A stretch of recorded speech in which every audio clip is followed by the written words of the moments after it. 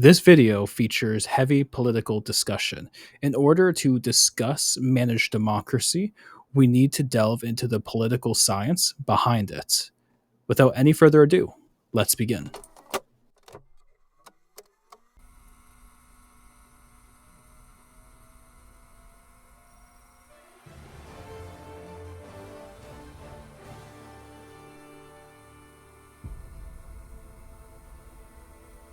Super Earth, our home.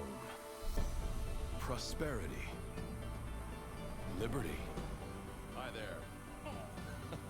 Democracy. Our way of life. Oh, hello. But freedom doesn't come free. No! Sweet liberty! No!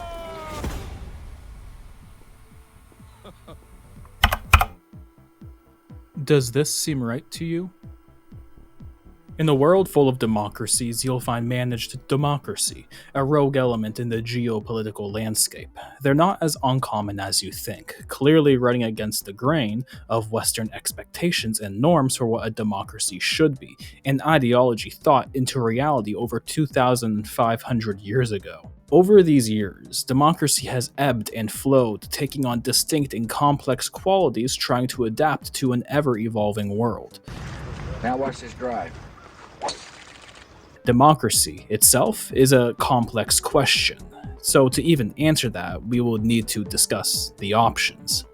Full democracies are systems where free and fair elections are not only held, but are also fully respected. The political process is transparent and genuinely competitive, with a wide range of political parties and a free and independent media. Citizens enjoy a high degree of freedom of speech, expression, and assembly. The rule of law is consistently applied, and the judiciary is independent. Citizens are actively engaged in politics, and there is a high level of trust in public institutions. Political discourse is generally respectful and constructive. The government operates with transparency and accountability, and there are strong checks and balances to prevent the abuse of power. Flawed democracies are a political system that meets the basic and formal requirements to be considered a democracy. Elections are considered to be fair and free, but there are problems with funding, media access for opposition parties, or minor irregularities. Civil trust of the government is eroded. The government has genuine issues. Checks and balances may not be as robust as they should be. The population doesn't believe that their vote matters in the face of a government that may struggle with transparency in regards to accountability and efficiency. While civil liberties are largely respected, there may be some infringements, such as pressures on media freedom or minor suppression of political opponents or critics. Hybrid regimes are political systems that blend both democracy and authoritarian rule, unlike a flawed democracy where the intention to be fully democratic is there, but institutions are weak. A hybrid regime is built on a fundamental contradiction. Elections are held regularly, but they are not genuinely free or fair. They are often a tool for the ruling power to legitimize itself both domestically and internationally. The outcome of the election is often a foregone conclusion. Key democratic institutions like the judiciary, the legislature, and the civil service exist on paper, controlled by the ruling party filled with loyalists, or are simply too weak to act as a check on executive power. The political system lacks the genuine contestation of ideas and power that is central to a true democracy. Independent journalism is a dangerous profession, and media outlets that are critical of the regime are often silenced, bought out, or starved of advertising. Corruption is often a defining feature of a hybrid regime.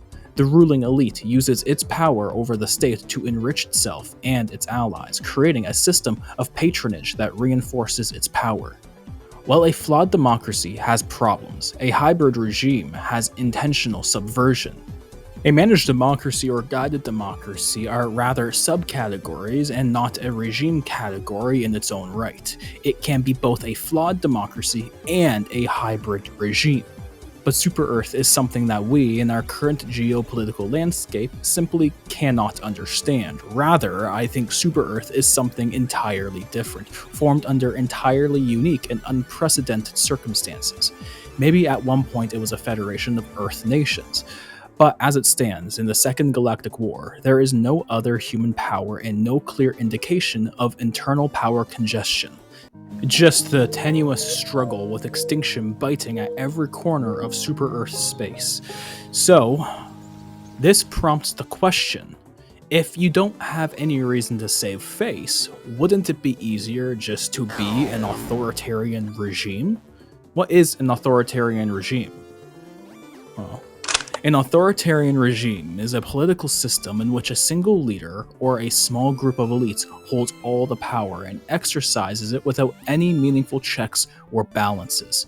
Unlike hybrid regimes, which maintain a pretense of democracy, authoritarian states have abandoned the pretense of free and fair elections.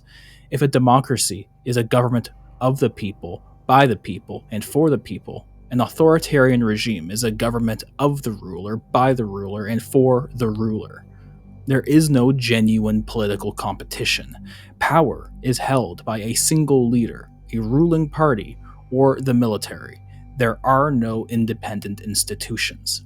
Freedom of speech, assembly, and the press are severely curtailed or non-existent. The government is not accountable to its people. The government controls all media outlets to disseminate its own narrative and suppress any information that could challenge its authority. State propaganda is used to legitimize the regime and demonize its opponents. A hybrid regime pretends to be a democracy. It holds elections, has a constitution, and may even have a parliament. However, these institutions are essentially a performance designed to fool the world and appease the domestic population, something Super Earth doesn't have to struggle with. An authoritarian regime doesn't even bother with the performance. While some may hold sham elections, they make no serious effort to convince anyone that the process is fair. Their rule is based on outright power and coercion.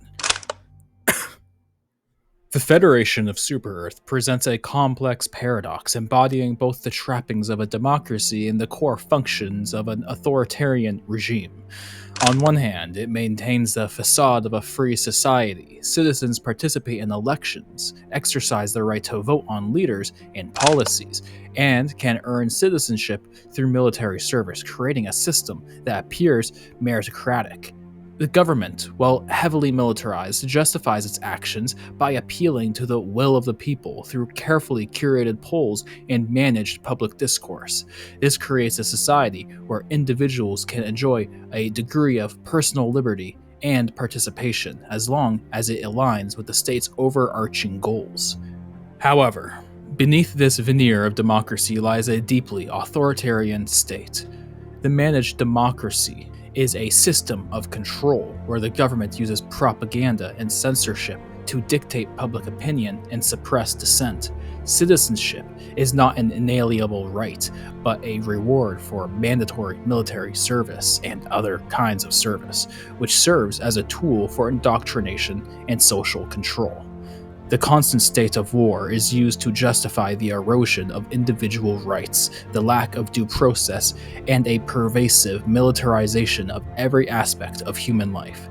The Federation of Super Earth is a unique political entity that has no real-world analog.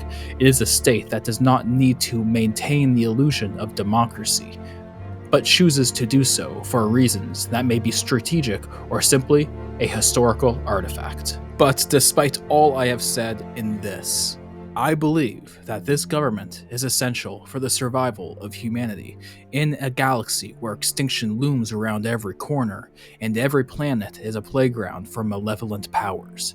I cannot, in good faith as a modern human of the year 2025, say that Super Earth is actually a democracy. The election is straight up rigged. Super Earth has all the hallmarks of an authoritarian regime but dressed in blue, ready to provide you the illusion of freedom when it couldn't be further from the truth. Super Earth may be called a managed democracy, but it isn't. I want to say it's a hybrid regime, but that is only because I have the perspective of the Helldiver. None of us know what it's like in a Super Earth classroom. None of us know what it is like on the streets of a planet not under siege. The limited glimpses we have of the rest of humanity are entirely propagandized, and those reports we do see in the field that contradict the popular belief are short and are trusted to a dead man walking. So what does the Federation care if you stumble upon classified tablets? But having lived through thousands of Helldivers, I've accumulated enough outside knowledge to say with confidence that Super Earth is an authoritarian regime.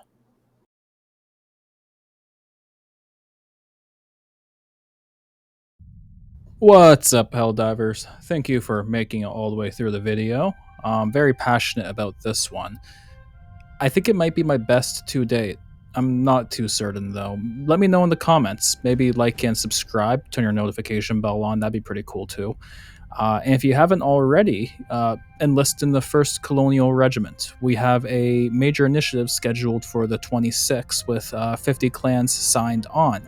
It's going to be something pretty amazing. You're not going to want to miss it. Liberty Day is just around the corner. October 26th, that is. I should have been more specific. If you have any takes about what you think of the managed democracy, leave them in the comments below. It's a safe space. Don't worry, no truth enforcers here, I promise.